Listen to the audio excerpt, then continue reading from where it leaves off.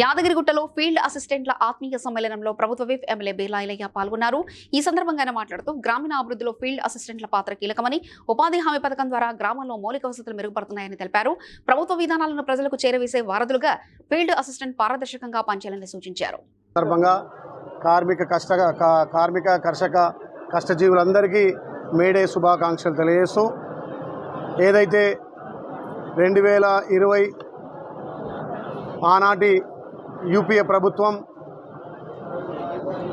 UPA చైర్పర్సన్గా శ్రీమతి సోనియా గాంధీ గారి నేతృత్వంలో మన్మోహన్ సింగ్ గారు ప్రధానమంత్రిగా ప్రతి గ్రామంలో పని ఒక హక్కుగా, వలసలు పోవద్దు, కార్మికులు ఇబ్బంది పడద్దు, ఏ గ్రామంలో ఆ గ్రామం పని హక్కుగా కలగాలని ఆ రోజు జాతీయ ఉపాధి హామీ పథకం, మహాత్మా గాంధీ జాతీయ ఉపాధి హామీ పథకాన్ని తీసుకొచ్చి పేదోడికి పట్టెడు అన్నం పెట్టే కార్యక్రమాన్ని చేపట్టినటువంటి ఆ ఉద్యోగాలకు తీసేసి వాళ్ళని కూడా తీసుకోలేదు.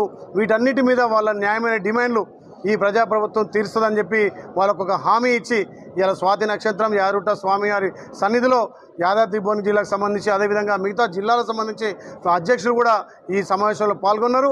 వాళ్ళ న్యాయమైన డిమాండ్లు ప్రభుత్వం దృష్టికి తీసుకుపోయి మంత్రి సీతక్క గారి సహకారంతో ముఖ్యమంత్రి గారితో సానుకూలంగా వాళ్ళని డిమాండ్ తీరుస్తా అని చెప్పి మాట ఇస్తూ, ఏదైతే మొన్న ఆర్టీసీ